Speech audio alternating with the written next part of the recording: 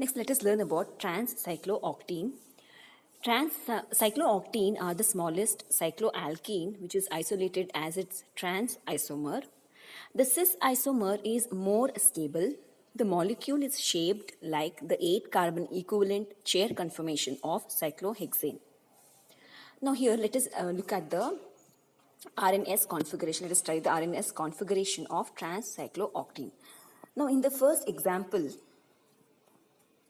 in the first kind of molecule, you can see that the double bond is facing towards the observer. And in the second, you can see that the double bond is facing away from the observer. So whenever you are giving the RNS configuration for the trans-cyclooctene, then you should always make sure that the double bond is away from the observer. So now let us, and you can see the numbering. So as you know that the alkene is getting the numbering is going to start from the alkene. You have 1, 2, 3, 4, 5, 6, and 7, 8. And similarly, the other molecule also you have 1 and 2, that is the double bond. And then numbering for the double bond is first, and then 3, 4, 5, 6, 7, 8. So this is how we are going to number the trans-cycloalkene. Now let us come to the RS configuration.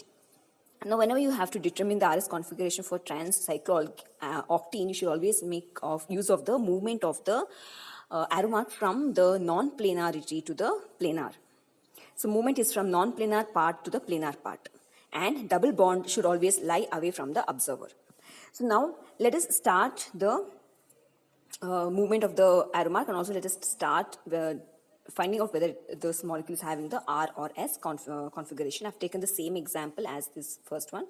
Now here you can see that the RNS configuration we have to assign from the non-planar to the planar. So here this is the non-planar.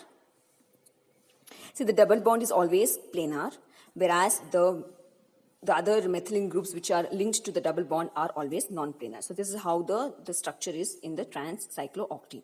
The double bond are always planar, whereas the other end, that is 8, 7, 6 and 5, 4, 3. 8, 7, 6, 5, 4, 3 are non-planar, and 1 and 2 carbon atoms are planar.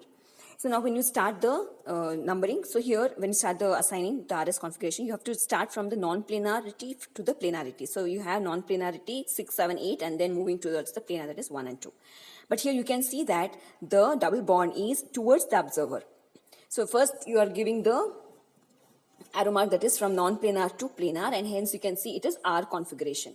But when you assign the RS, you should make sure that the double bond is always away from the observer. But since in this example the double bond is towards you, hence we are going to reverse the configuration, that is from R configuration it is moving towards the S. So hence this particular molecule is having an S configuration. Now when you take another example of this kind, so here you can see that the double bond is away from the observer. That is, the double bond is away from me, it is away from you.